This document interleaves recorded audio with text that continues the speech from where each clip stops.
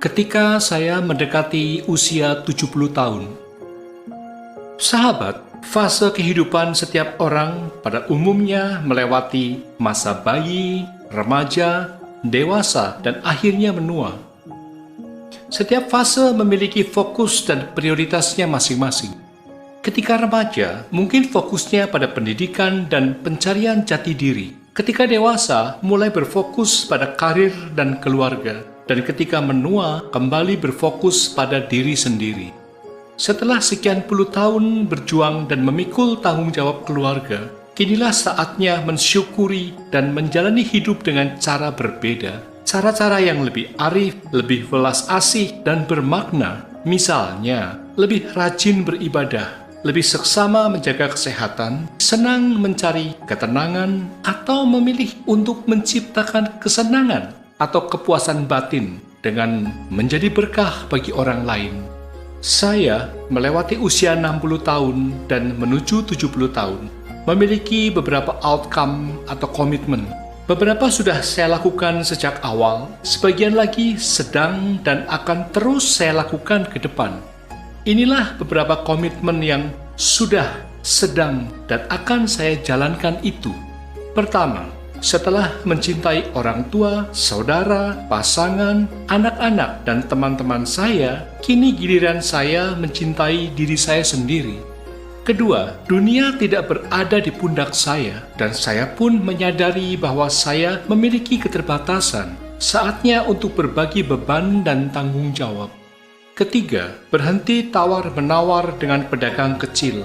Selisih rupiah yang tidak seberapa tidak akan membuat saya kaya. Mungkin itu malah bisa membantu si pedagang menabung untuk membayar biaya sekolah anaknya. Keempat, selalu memberi tip kepada pelayan restoran. Uang ekstra yang dia terima mungkin akan membuatnya gembira dan lebih semangat bekerja. Kelima, sabar mendengarkan cerita orang tua meskipun mereka telah menceritakannya belasan kali. Itu dapat membantu mereka menyusuri jalan kenangan dan menghidupkan kembali masa lalunya. Keenam, tidak terusik maupun mengusik kesalahan orang lain. Tak ada manusia yang sempurna, yang luput dari kesalahan. Bagi saya, ketenangan lebih berharga ketimbang kesempurnaan. Ketujuh, memberikan pujian dengan tulus. Pujian adalah penambah suasana hati, tidak hanya bagi penerimanya, tetapi juga bagi saya sendiri. Sebaliknya, ketika saya menerima pujian, cukup mengucapkan terima kasih dan tidak perlu merasa jumawa. Kedelapan, lebih berfokus menjadi pribadi yang lebih baik dari hari ke hari ketimbang berfokus pada penampilan. Jadi, setitik noda di baju tidak akan mampu mengusik saya. Kepribadian lebih berbicara daripada penampilan. Kesembilan, menjauh dari orang yang tidak menghargai saya. Mereka mungkin tidak tahu nilai saya, tapi saya tahu siapa diri saya. Dan bukankah hidup sebaiknya saling menghargai? Kesepuluh, alih-alih berpikir untuk membalas dendam ketika dihina atau dizolimi orang, saya lebih memilih untuk bertahan tidak melakukan hal yang sama pada orang lain. Kesebelas, menghargai emosi saya sendiri. Saya tidak malu untuk mengekspresikan rasa sedih, gembira, kaget, takjub, dan seterusnya, karena emosi itulah yang menjadikan saya manusia seutuhnya.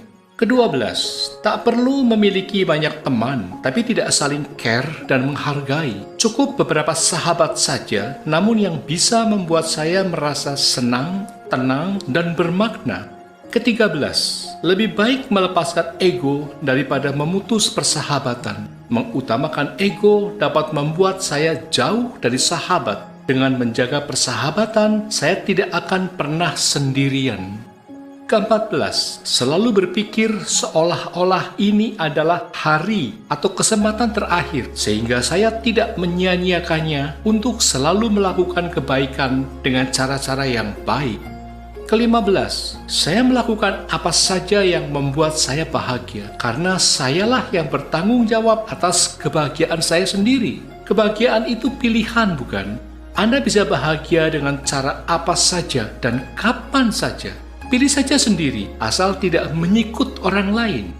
Sahabat, Saya memutuskan untuk mengirimkan pesan ini kepada banyak orang tanpa harus menunggu usia saya mencapai 70 tahun. Untuk hal baik, mengapa kita tidak mempraktekannya pada tahap dan usia berapapun?